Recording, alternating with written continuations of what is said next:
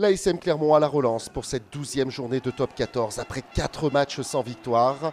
Et pour retrouver la voie du succès, les Auvergnats accueillent le champion de France Montpellier en quête d'un coup à Michelin, fort de sa série de 3 victoires. Clermont démarre fort la rencontre et obtient une première pénalité sur ce contest illégal. Jules Plisson, préféré à Anthony Belot, ne se fait pas prier pour ouvrir le score. 3-0 après 8 minutes de jeu.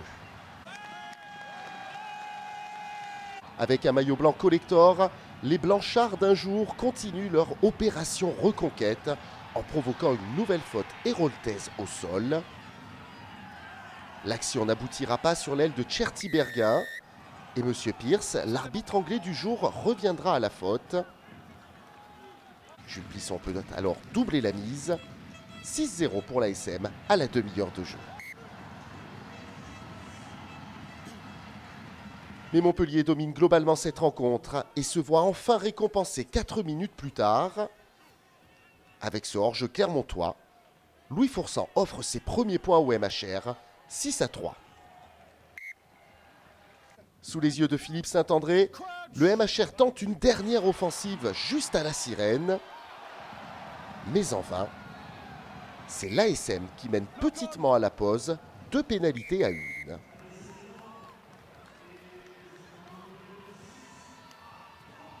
En tribune, Julien Ledévédec et Jean-Pierre Romeu ne sont pas rassurés, car c'est Montpellier qui revient fort en deuxième période. Anthony Boutier lance la contre-attaque. Les Montpelliérains profitent d'un rebond favorable pour récupérer le ballon et déséquilibrer la défense adverse. Sur l'aile, Pierre Lucas tape à suivre dans le dos de Damien Penaud, qui glisse malencontreusement et offre le premier essai du match à George Bridge, qui a bien suivi l'action. On revoit ce cafouillage depuis l'en-but pour constater la perte d'appui de Damien Penaud, trompé par le rebond. Le ballon flirte ensuite avec la sortie, mais l'essai est très justement accordé. Montpellier passe devant pour la première fois 8-6, mais la réaction de l'ASM est immédiate. Un ballon porté dévastateur se met en place sur la 22 mètres et emmène tout sur son passage. En 2 temps et 3 mouvements, c'est le 3e ligne centre, Loïc Godener, qui conclut l'action et redonne l'avantage aux siens, 13,8.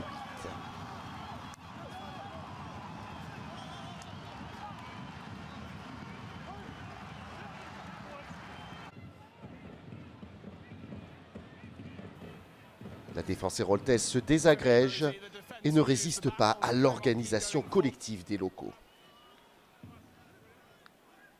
Montpellier recolle à 2 points avec une pénalité de Foursan, puis Plisson redonne 5 points d'avance à son équipe avec cette nouvelle réussite à la 54e minute, 16-11.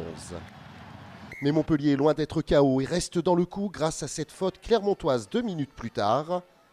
De près de 50 mètres, Foursan relance le suspense, 16-14.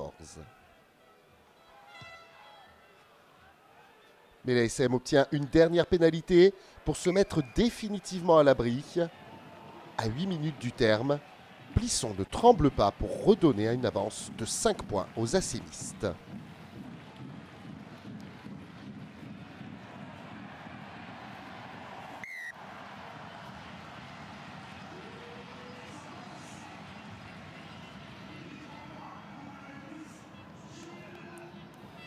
À la sirène, Montpellier est coincé dans ses 22 mètres et ne prend pas de risque en rendant le dernier ballon à Cherty-Berguin.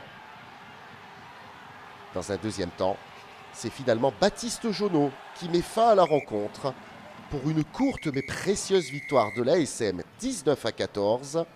Montpellier repart tout de même avec le bonus défensif et reste dans le wagon de tête au classement de top 14.